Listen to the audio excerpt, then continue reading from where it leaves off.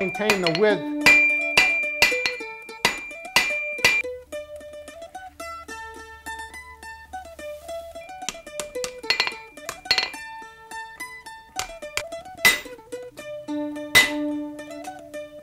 Pull this around. And when I get over, keep the daylights out of it, make sure it's round.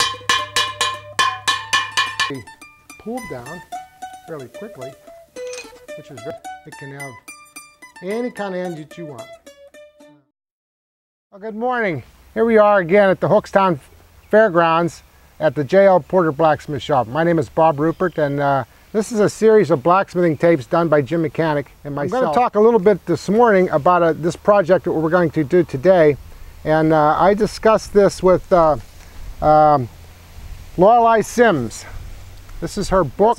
A number of projects in this book that are very, very good to do for warm-ups and for the advanced people that are learning blacksmithing.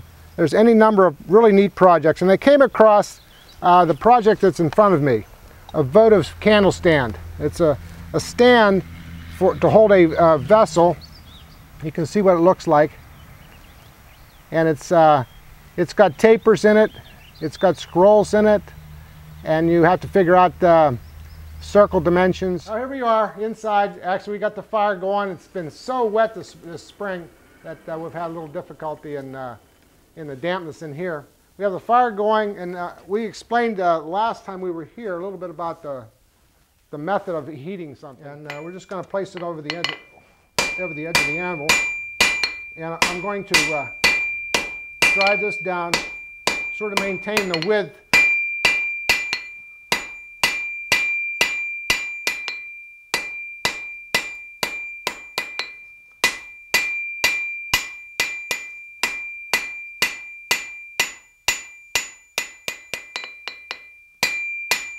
If you'll notice, as I'm hammering, a lot of students that want to learn blacksmithing have a lot of trouble with the hammer control. So it's just a labor force. This is the management hand. This would be labor. So if you train yourself to use one portion of the anvil and hammer in that spot only, you'll wind up moving the piece under the hammer, and you'll be a lot more accurate. So as you come down with the hammer on that X each time, you're going to stop even thinking about moving that hammer hand, and you're going to move the piece under it. It's almost like a power hammer at that point. This piece nicely heated. I'm going to place it over the anvil. I'm going to create the same end on this one as I did the other one.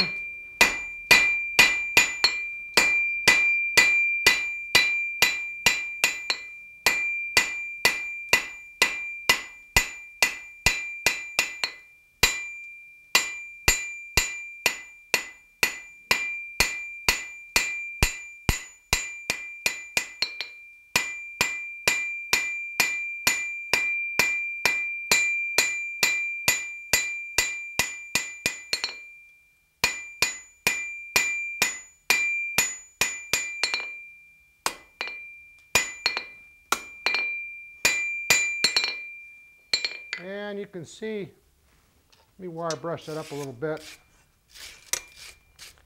I did not maintain the width of this piece because I want it to be, I wanted it to spread from 3/8 to about 1/2 inch. You can see how it's very thin on the end, and it tapers down about 3 or 4 inches, and we're going to scroll that up, and that will be the beginning of the vessel holder in this project. So in this one we've done this end with maintaining the width and about 3 or 4 inches of taper, and this one I've let it spread to about 1/2 inch, and then we're going to scroll this up, and the scroll will be about this big around. It's so that when you pick up the the piece, to move it, you have something to pick it up with. Or another reason for that is the decoration. It has a decorative effect. Basically, once this scroll is made,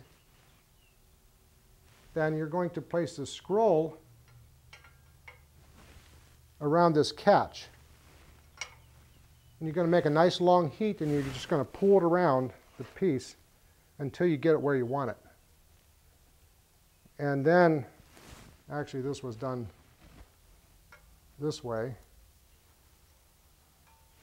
And you can put a round piece of punch in here to bend your piece in the opposite direction to get this bend here. Now the second one is the scrolled end that we started. We're going to continue that.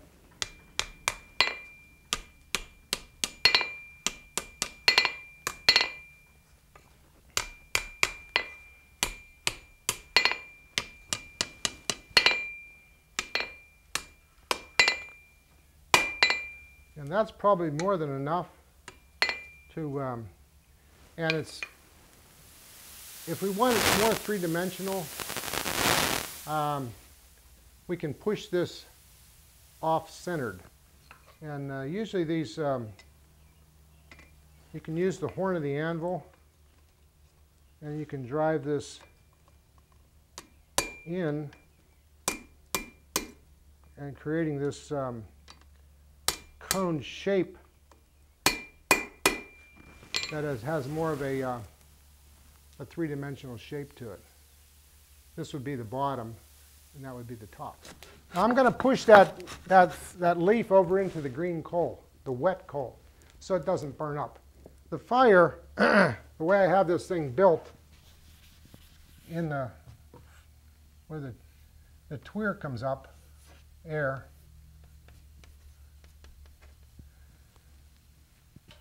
in the boundaries out in here, I have coal piled up that's damp. So if I push the element through and put the leaf over here, I can heat in here without burning up the leaf. I have both those pieces in that fire in that manner. So a coal fire is very helpful to do heating in certain areas. Where a gas forge, you have the continuous heat throughout the whole area, and you have to actually cool it down with water, which is kind of counterproductive. And the reason why the forge is outside of the chimney is so you can pass things through to the opposite side, and it can be very long without interfering with the end of it inside the chimney. Okay, this other piece is the first piece that we heated now is hot, and I'm going to pull it around the mandrel. You could do it on the horn, but we're starting to run a little short of our time, so I'm going to do it in this other manner. And that basically is, we're going to put it in here like so, and we're going to pull this around. And when I get over to here, I'm going to take it out of there, put that in there, and it's a little too cold, or a little too hot. So you can see what that looks like. That shape. It can be put in the leg vise, like so, and it can be pulled down fairly quickly, which is very accurate. So there's your votive candle stand. There's two that we've created. You can see the difference. One's got a scroll down, one's got a leaf end. It can have any kind of end that you want to put on there. And they just go into the ground. And a very good warm-up exercise to do blacksmithing, especially if you do this end first before you get up here. Then we can decide on what style end that you want to have. And you'll have already given a little bit of time to warm up. Your fire can be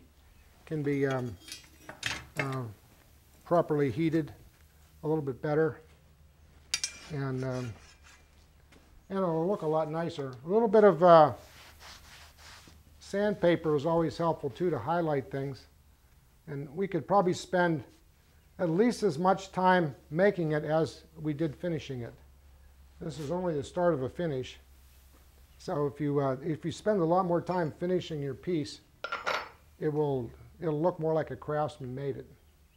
So in the process, we just did it very quickly. We're here at Hookstown, Pennsylvania, and my name is Bob Rupert, and my dog Dixie, she's sort of sleeping on the floor, and Jim Mechanic. And thank you so much for viewing our tape.